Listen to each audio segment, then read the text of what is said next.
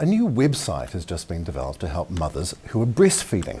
It's a joint initiative between the Primary Health Organisation and the local breastfeeding support group. And Sophie Carty from Well South is here to tell us more. Very good evening and welcome, and thank you for coming in. What is this new website? So the new website is www.breastfeedingsos.co.nz, and it's a website for families and health professionals to find information on breastfeeding, and also to find local volunteers who are trained to provide information on the normal course of breastfeeding, and also to provide support on common problems that mothers sometimes have with breastfeeding. Okay, so new mums need help. What sort of help do they usually ask for? It really depends on the mother. So that's why the breastfeeding peer support program is really good, because the peer supporters provide tailored, individualised advice. But some of the common problems include pain, and breastfeeding should never be painful, so seek help if it is. How to latch the baby on properly, and also issues with returning to work. So there's all sorts of things that sometimes crop up. Lots of questions for lots of mums. Yeah. And you have how many peer support? So there's 121 peer supporters trained in Otago and Southland, Okay. and we have 23 active peer supporters who are volunteering in the community.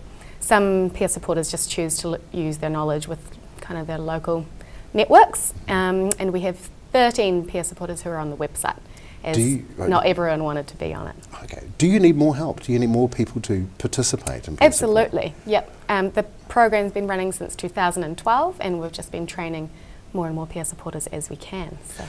What are the main challenges for breastfeeding mums? I know you've come across the usual things, but is there a larger group of problems that they're facing?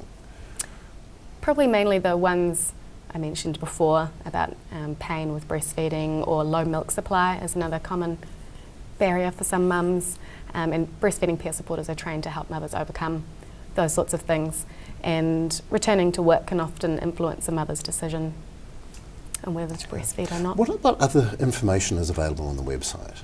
We've got heaps of information, so we've got videos and extra information sheets on topics on how to get a good latch, so positioning while you're breastfeeding, how to express breast milk using your hand or through a machine. There's information on breastfeeding and medication, some information on postnatal depression, information on skin to skin, and there's also information on for dads and partners and their role in the breastfeeding. Yeah, because we need to be involved too, don't we? Definitely, and sometimes dads and partners can sometimes feel a little bit left out, so there's some good resources there on how dads and partners can help. So I feel a bit foolish asking this question, but why is breastfeeding advocated? So it's advocated mainly to protect the health of mother and baby, because with artificial feeding, the risk of chronic illnesses and acute illnesses as well increase, and there's an increased risk of some mental health issues too with artificial feeding. Okay. Well, we're very much, breastfeeding is very much in the public eye now. We're discussing it. We're seeing that there are problems with breastfeeding in public. Is there this sort of information available to assist your mums on the website? Yes, yep.